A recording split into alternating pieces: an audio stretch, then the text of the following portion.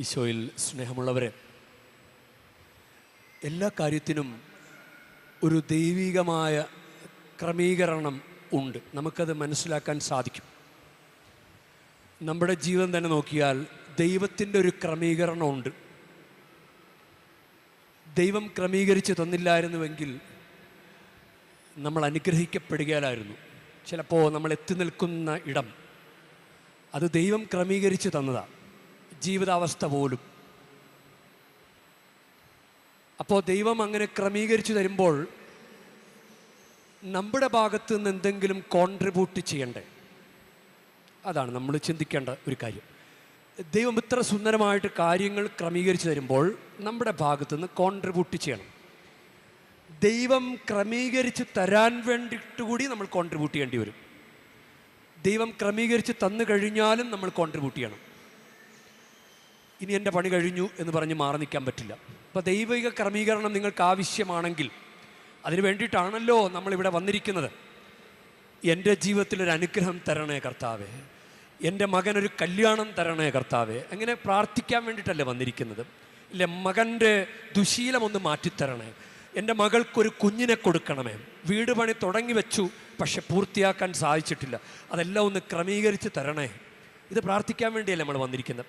അപ്പോൾ നമ്മൾ ദൈവം ഇങ്ങനെ ക്രമീകരിച്ച് തരാൻ വേണ്ടി നമ്മുടെ ഭാഗത്ത് നമ്മൾ എന്തെങ്കിലുമൊക്കെ ചെയ്യണം. അതാണ്. അപ്പോൾ ക്രമീകരിച്ച് തരാൻ പറ്റിയൊരു വചനമാണ് ജ്ഞാനം 8:1. അത് നല്ലൊരു വചനമാണ്, അത് പഠിക്കുന്നത് നല്ലതാണ്. ഇന്നലെ നമ്മൾ പഠിച്ചില്ലേ, സങ്കീർത്തനം 124:7, വേടൻ്റെ കെണിന്ന് പക്ഷി എന്ന പോലെ നാം രക്ഷപ്പെട്ടു, കെണി തകർന്നു നാം രക്ഷപ്പെട്ടു, ആകാശവും ഭൂമിയും സൃഷ്ടിച്ച കർത്താവിൻ്റെ നാമത്തിലാണ് നമ്മുടെ ആശ്രയം. അപ്പം അതുപോലെ ദൈവം ഇങ്ങനെ തലനാരിഴയ്ക്ക് രക്ഷപ്പെടുത്തുന്ന അനുഭവം ഉണ്ടാവും. അപ്പം ആ വചനം വെച്ച് പ്രാർത്ഥിക്കാൻ പറഞ്ഞു. ഇന്ന് പഠിക്കേണ്ട, പലപ്പോഴും പറയുന്ന വചനം തന്നെയാണ് ജ്ഞാനം 8:1. ഭൂമിയിൽ ഒരറ്റം മുതൽ മറ്ററ്റം വരെ ജ്ഞാനം സ്വാധീനം ചെലുത്തുന്നു അവൾ, അതായത് ദൈവിക ജ്ഞാനം എല്ലാ കാര്യങ്ങളും നന്നായി ക്രമപ്പെടുത്തുന്നു. ഇത് വെച്ച് പ്രാർത്ഥിച്ചാൽ മതി. ദൈവത്തോട് ചേർന്ന് നന്നായിട്ടൊന്ന് കുമ്പസാരിച്ച് കുർബാനയൊക്കെ സ്വീകരിച്ച് ഞായറാഴ്ചയൊക്കെ ആചരിച്ച് നമ്മൾ ഈ വചനവും കൂടി വെച്ച് പ്രാർത്ഥിച്ചു കഴിഞ്ഞാൽ ദൈവം ക്രമീകരിച്ചു തരും. കാര്യങ്ങളൊക്കെ ദൈവം ക്രമീകരിച്ചു തരും. ഇല്ല, ധൂർത്തപുത്രൻ നല്ലൊരു തീരുമാനം എടുത്തു കഴിഞ്ഞപ്പോൾ തന്നെ വീട്ടിൽ പിതാവ് കെട്ടിപ്പിടിക്കാനും ചുംബിക്കാനും നോക്കി നിൽക്കുക, അത് ദൈവം ചെയ്ത ക്രമീകരണം. ഇനി മൂത്ത മകൻ പെറുപിറുക്കുമ്പോൾ ഇവനൊന്നും പറയേണ്ടി വന്നില്ല, പിതാവ് മറുപടി പറഞ്ഞു, അത് ദൈവം ചെയ്ത ക്രമീകരണമാണ്. ഇനി വീട്ടിൽ പോകാൻ തീരുമാനിക്കുമ്പോൾ എന്നെ വീട്ടിൽ കയറ്റും എന്ന് അവനൊരു പ്രത്യാശ കൊടുത്തത് ദൈവം കൊടുത്തതാണ്. എന്നെ വീട്ടിൽ കയറ്റുകയല്ല എന്ന് തോന്നിയിരുന്നെങ്കിൽ പോകുമായിരുന്നു. അപ്പം ദൈവിക ക്രമീകരണം ഉണ്ട്, അത് സംഭവമാണ്. നമ്മൾ പലപ്പോഴും അതിനെ കാണാതെ പോകുന്നതാണ്. ഇന്നത്തെ 1-ാം വായന എടുത്തു നോക്കിക്കേ. അങ്ങനെ ഒരു ലേവി ഗോത്രത്തിൽ നിന്ന് 2 പേര് കല്യാണം കഴിച്ചപ്പോൾ അവർക്കൊരു കുട്ടി ഉണ്ടായി. ആ കുട്ടിയെ അവർ അങ്ങനെ കുറേ നാൾ ആരും കാണാതെ ഒളിപ്പിച്ച് താമസിപ്പിച്ചു. 3 മാസം രഹസ്യമായി വളർത്തി.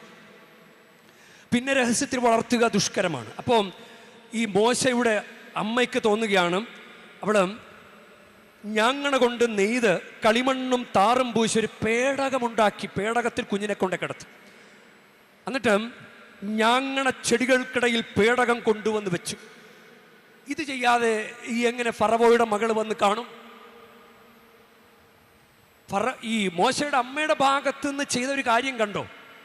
ഇനി ഈ മോശയുടെ സഹോദരി എന്നാ പറയുന്നത്, സഹോദരി, അവൻ്റെ സഹോദരി ഇത് നോക്കുന്നുണ്ടായിരുന്നു, ആരാണ് ഈ പേടകത്തിൻ്റെ അടുക്കൽ വരുന്നത്. അപ്പോൾ ഫറവയുടെ മകൾ അവിടെ വരുന്നു, അത് കാണുന്നു. അപ്പോൾ അവൾക്ക് അതിനോട് അനുകമ്പ തോന്നി. ഫറവോയുടെ മകൾക്ക് അനുകമ്പ കൊടുത്തത് ആരാ? ഫറവോയുടെ മകൾക്ക് ആ കുഞ്ഞിനോട് അനുകമ്പ കൊടുത്തത് ആരാ? അത് ദൈവം ചെയ്യുന്ന ഒരു ക്രമീകരണമാണ്. നമ്മളിപ്പോൾ ഒരു ഇൻ്റർവ്യൂവിന് ചെല്ലുമ്പോൾ, നമ്മൾ ഇൻ്റർവ്യൂ അറ്റൻഡ് ചെയ്യുമ്പോൾ അവിടെ നമ്മളോട് അനുകൂലമായി സംസാരിക്കുന്ന ഉദ്യോഗസ്ഥർ, അത് ദൈവം ചെയ്യുന്ന ക്രമീകരണമാണ്. അപ്പം ദൈവം ക്രമീകരണം ചെയ്തു തരാൻ വേണ്ടി നമ്മുടെ ഭാഗത്ത് നമ്മൾ എന്തെങ്കിലുമൊക്കെ ചെയ്യണം. അപ്പോൾ ഇവള് ഉറ്റുനോക്കിക്കൊണ്ടിരുന്നു. അങ്ങനെ വന്നപ്പോൾ ഞാനൊരു ഹെബ്രായ സ്ത്രീയെ കൊണ്ടുവരട്ടെ, എന്നിട്ട് അവളെ ഏൽപ്പിക്കാം. അപ്പോൾ അത് കേൾക്കുമ്പോൾ തന്നെ ഫറവോയുടെ മകൾ സമ്മതിക്കുകയാണ്, കൊണ്ടുപോവാ, അങ്ങനെ ഞാൻ പൈസ കൊടുത്തോളാം. അങ്ങനെ വളർത്തുന്നു. ഇനി അങ്ങനെ വളർന്ന് വലുതായപ്പോൾ മോശയെ തിരിച്ചേൽപ്പിക്കുന്നു.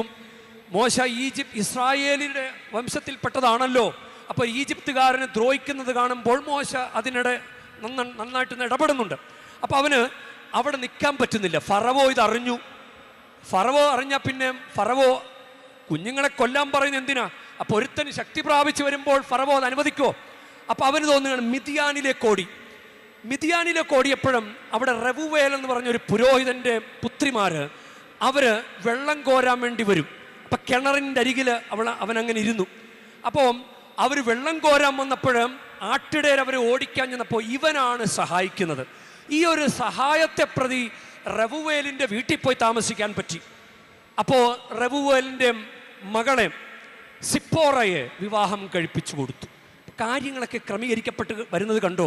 അപ്പം കിണറിൻ്റെ അരികത്ത് പോയിരിക്കുന്നു, അവളെ ആ മക്കളെ സഹായിക്കുന്നു. ഇത് കണ്ടോ? ഇങ്ങനൊരു നടപടി നമ്മുടെ ഭാഗത്തുനിന്ന് എപ്പോഴും വേണം. ഇത് വേണം. ദൈവം ക്രമീകരിച്ചു തരും, പക്ഷെ നമ്മുടെ ഭാഗത്തുനിന്ന് നടപടി ഉണ്ടാകണം. അത് എഫേസ്യർക്ക് എഴുതിയ ലേഖനം 2-ാം അധ്യായം 10-ാം വാക്യം, നാം ദൈവത്തിൻ്റെ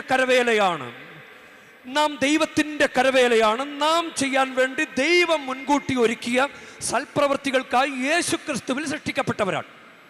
നാം ദൈവത്തിൻ്റെ കരവേലയാണ്, നാം ചെയ്യാൻ വേണ്ടി ദൈവം മുൻകൂട്ടി ഒരുക്കിയ സൽപ്രവൃത്തികൾക്കായി യേശുക്രിസ്തുവിൽ സൃഷ്ടിക്കപ്പെട്ടവരാ. അപ്പം നമുക്ക് വേണ്ടിയിട്ടൊരു നന്മ അവിടെയില്ലേ? നമുക്ക് വേണ്ടിയിട്ടൊരു നന്മയുണ്ട്, അത് നമ്മൾ ചെയ്യണം. അത് നമ്മുടെ ഭാഗത്ത് ദൈവം നമ്മളോട് പാപങ്ങൾ ക്ഷമിക്കുമ്പോൾ, നമ്മുടെ ജീവിതത്തിൽ നിരവധിയായ അത്ഭുതങ്ങൾ നടത്തുമ്പോൾ, ഇങ്ങനെ എഴുന്നേറ്റ് വന്ന് ഇവിടെ തീർത്ഥാടനം എത്ര ദീർഘദൂരം യാത്ര ചെയ്ത് ഇവിടെ വന്നിരിക്കാൻ പറ്റുന്നത് കർത്താവ് ആരോഗ്യം തന്നതുകൊണ്ടല്ലേ? കർത്താവ് വിശ്വാസം തന്നതുകൊണ്ടല്ലേ?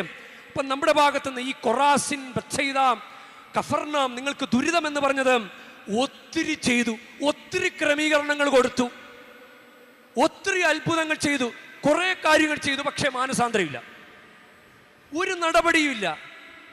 ദൈവത്തിന് ഇഷ്ടപ്പെട്ട ഒരു നടപടി പോലുമില്ല.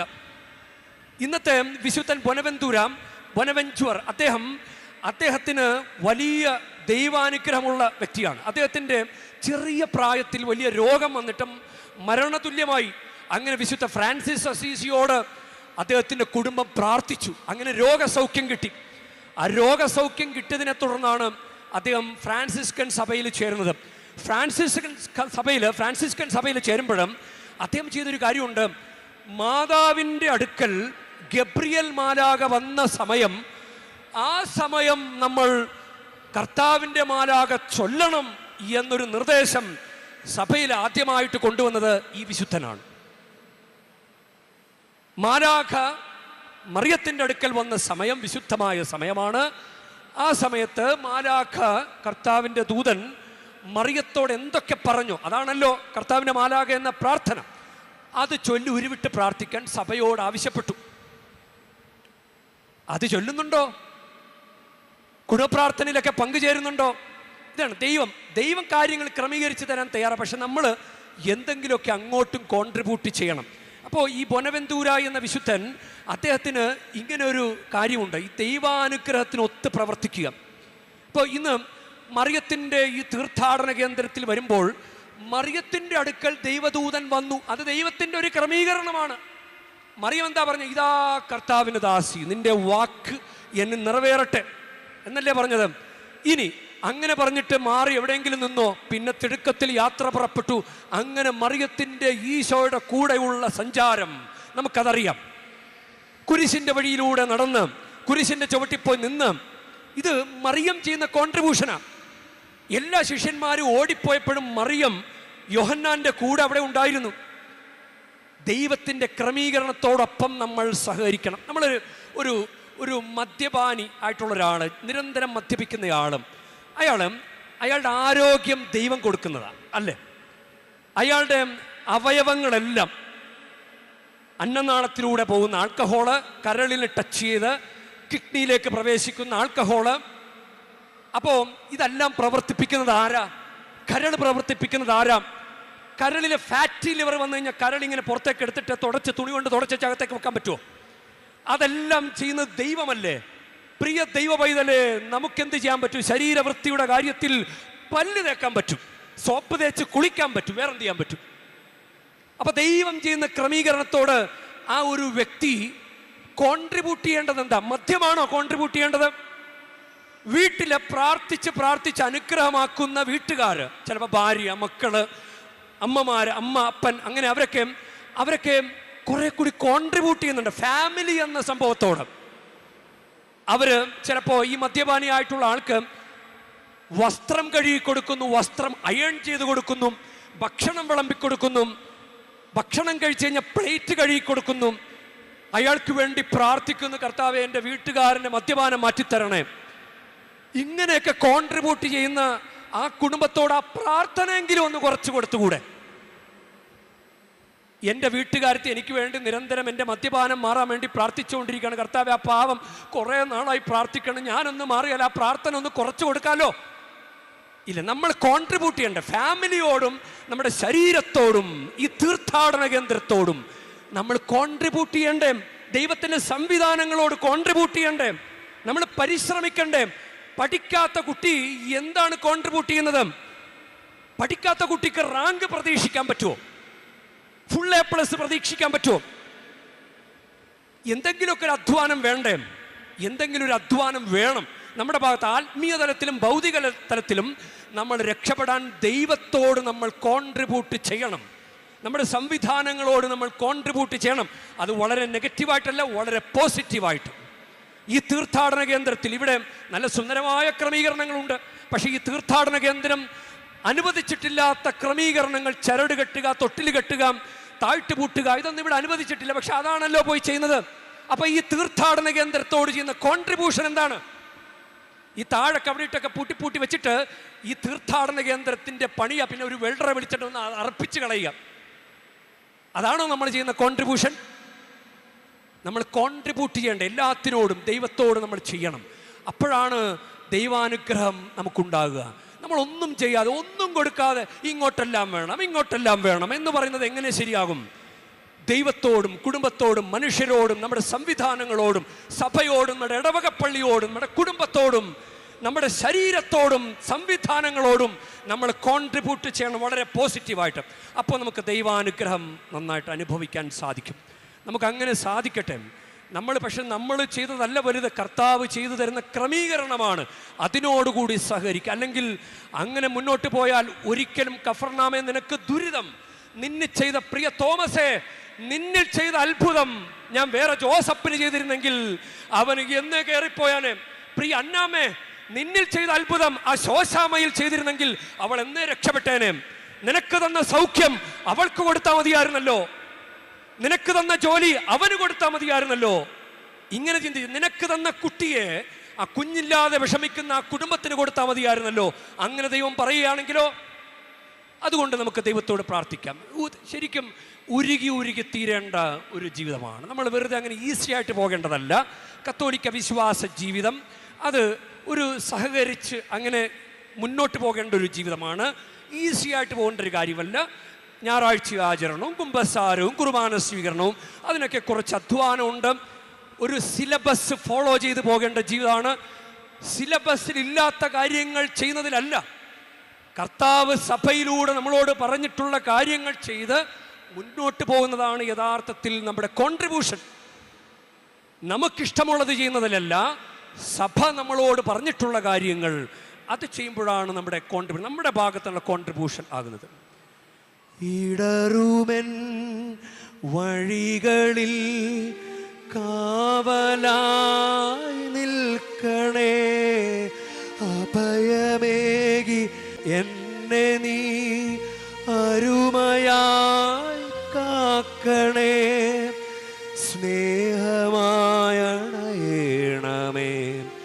ഉള്ളിൽ നീ നിറയണമേ, ഇടയ സ്നേഹമേ, കനിവിൻ്റെ ദീപമേ, ഉരുകി തീർന്നിട ഒരു മെഴുകുതിരി പോൽ ഞാൻ, എൻ്റെ ഉള്ളിൽ നീ വരാനായി കാത്തിരിപ്പു ഞാൻ, ആത്മനാഥ എന്ന മാനസത്തിൽ വാതിൽ തുറന്നിടുന്നു, സ്നേഹനാഥ അനാഥാരത്തിൻ സക്രാരിൽ നീ വന്നു വാഴണമേ. പരിശുദ്ധമ്മേ, അമ്മ ദൈവത്തിൻ്റെ ക്രമീകരണത്തോട് സഹകരിച്ചതുപോലെ അമ്മ ദൈവത്തിൻ്റെ ക്രമീകരണങ്ങളോട് സംവിധാനങ്ങളോട് ചേർന്ന് നിന്നതുപോലെ ചേർന്ന് നിൽക്കാൻ ഞങ്ങൾക്ക് വേണ്ടിയും മാധ്യസ്ഥ്യം വഹിക്കണമേ. ആമേൻ.